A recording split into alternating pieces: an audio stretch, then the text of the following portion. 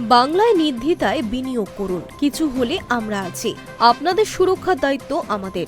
বুধবার merchant chamber of কমার্সের এক অনুষ্ঠানে রাজ্যের শিল্পপতি ও ব্যবসায়ীদের এই ভাষাতেই ভরসা দিলেন পরিবহন মন্ত্রী অর্জুন সিং। একই সঙ্গে ট্রাম চালানো থেকে শুরু করে সরকারি বাসের সংকট মেটানো এবং জোম্যাটো সুইগির মতো ডেলিভারি বয়দের জন্য একগুচ্ছ বড় ঘোষণা করেছেন মন্ত্রী। শিল্প এবং বিনিয়োগের পরিবেশ নিয়ে আশ্বাস দিয়ে পরিবহন মন্ত্রী বলেন, যে কোনো দপ্তরের ফাইল 2 থেকে 3 মাস আটকে থাকলে সরাসরি আমাদের জানান। এখন আর ফাইল ওভাবে আটকে থাকবে না। আপনারা বিনিয়োগ করলে বাংলার ছেলেমেয়েরা চাকরি পাবে। এখানকার ছেলেমেয়েরা IAS IPS হওয়ার চেয়ে ব্যবসায়ী হতে বেশি আগ্রহী। এই প্রসঙ্গেই তারাতলার সাম্প্রতিক দুর্ঘটনার কথা টেনে তিনি বলেন, মৃতদের মধ্যে একজনের PF ছিল। লেবার ওয়েলফেয়ার ডিপার্টমেন্ট থেকে 5 লক্ষ টাকা করে দেওয়ার সুযোগ ছিল। তবে ব্যবসায়ীদের আশ্বস্ত করে অর্জুন সিং বলেন, আপনারা বিনিয়োগ করুন, বাংলা সুরক্ষিত আছে। ট্রান্সপোর্ট থেকে শুরু করে পরিবেশ, সব সমস্যা আমরা দেখব। সরকারকে আরও ভালো করতে আপনাদের মতামত নেওয়া হবে। রাজ্যের সরকারি বাসের বেহাল দশা এবং সংখ্যা কমে যাওয়া নিয়েও কার্যত অকপট স্বীকারোক্তি শোনা যায় পরিবহন মন্ত্রীর গলায়। তিনি বলেন, আমাদের কাছে পর্যাপ্ত সরকারি বাস নেই। আমরা জানি পরিস্থিতি খুবই খারাপ। 4 মাস আগে 60টি বাস এসেছিল, সেগুলো এখন রাস্তায় চলছে।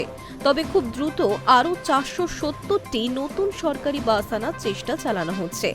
ইলেকট্রিক বাসের ভবিষ্যৎ নিয়েও মন্ত্রী জানিয়েছেন, নতুন বাস আসছে ঠিকই, তবে এই মুহূর্তে পর্যাপ্ত চার্জিং পয়েন্ট নেই। পুজোর আগেই সেই চার্জিং পয়েন্টগুলো তৈরির কাজ শেষ হয়ে যাবে।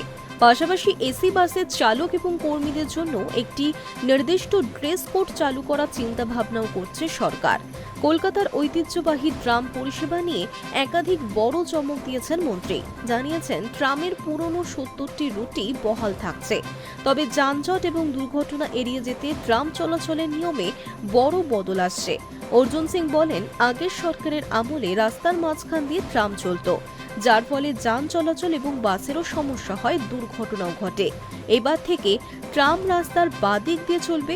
কেউ যাতে ফুটপাত দখল করে না রাখতে পারে সেদিকেও নজর দেওয়া হবে। এখানেই শেষ নয়, ট্রাম রুটকে আরও সম্প্রসারিত করার পরিকল্পনা নিয়েছে রাজ্য। মন্ত্রী জানিয়েছেন, দক্ষিণেশ্বরের সঙ্গে কালীঘাটকে ট্রাম লাইনে জুড়ে দেওয়া হবে। পাশাপাশি রাজারহাট নিউ টাউনেও নতুন করে ট্রাম পরিষেবা চালু করা হবে।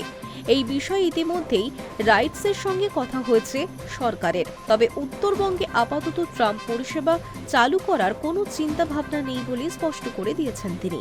অনুষ্ঠান থেকে অ্যাপ নির্ভর ফুড ডেলিভারি সংস্থাগুলির জন্য কড়া বার্তা দিয়েছেন মন্ত্রী। সুইগি, জোম্যাটোর মতো সংস্থায় কর্মরত হাজার হাজার ডেলিভারি পার্টনারদের সামাজিক সুরক্ষার কথা মাথায় রেখে অর্জুন সিং জানিয়েছেন, সমস্ত সংস্থাকেই তাদের কর্মচারীদের PF এবং ESI সুবিধা দিতেই হবে। শিল্পের সুরক্ষা থেকে ট্রামের আধুনিকরণ, পরিবহন মন্ত্রীর এই একগুচ্ছ দাওয়াই আগামী দিনে কতটা কার্যকর হয়, এখন সেটাই দেখার। Hi News network.